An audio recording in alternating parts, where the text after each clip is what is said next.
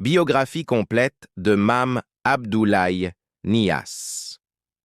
Mame Abdoulaye Niasse est une figure emblématique de l'histoire religieuse du Sénégal.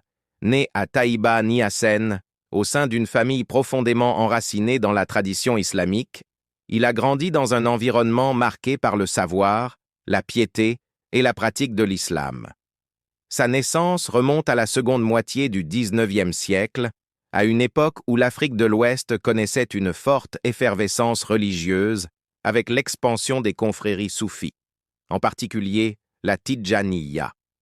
Dès son enfance, Mame Abdoulaye montra des signes précoces d'intelligence et de piété. Il fut initié très jeune à l'apprentissage du Saint-Coran et des sciences religieuses.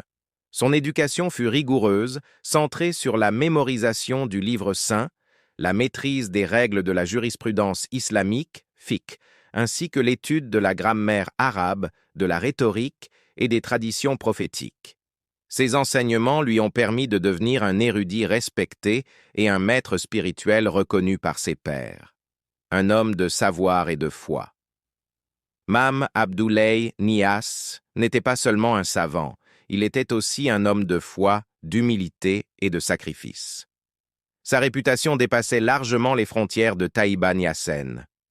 De nombreux disciples venaient de différentes régions du Sénégal et même des pays voisins pour s'abreuver à sa source de connaissances.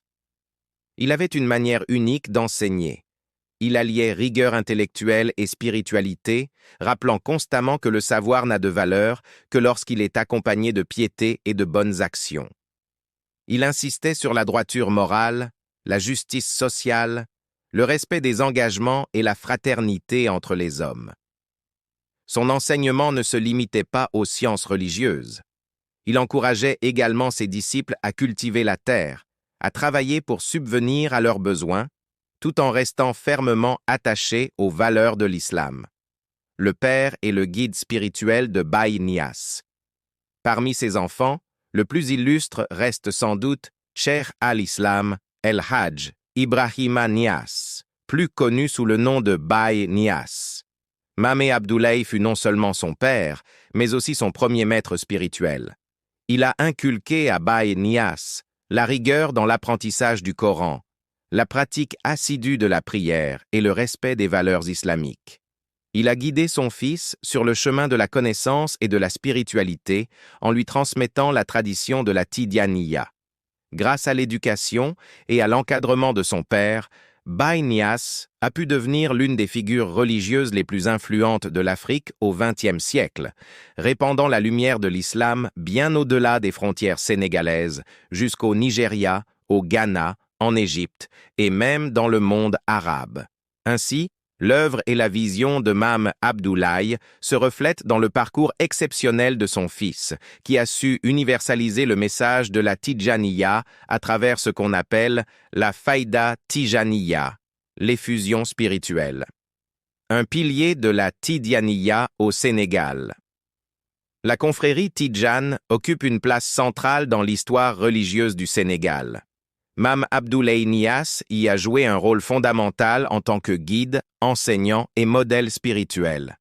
Il a contribué à l'expansion et au rayonnement de la Tidjaniya dans la région du Saloum et au-delà.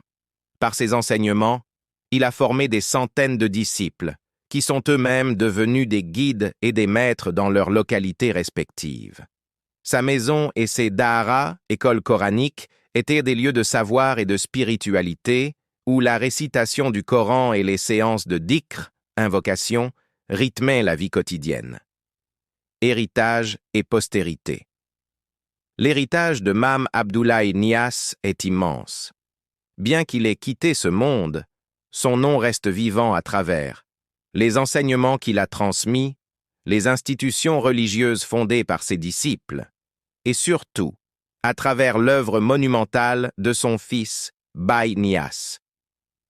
Aujourd'hui, des millions de fidèles, au Sénégal, en Afrique et dans le monde entier, se réclament de la Faïda Tijaniya et reconnaissent Mame Abdoulaye comme une source originelle de lumière et de guidance spirituelle. Sa vie nous enseigne que le savoir, la foi et l'humilité sont les véritables richesses de l'homme. Il demeure une figure incontournable de l'histoire islamique du Sénégal et un modèle intemporel pour tous ceux qui aspirent à allier science et spiritualité.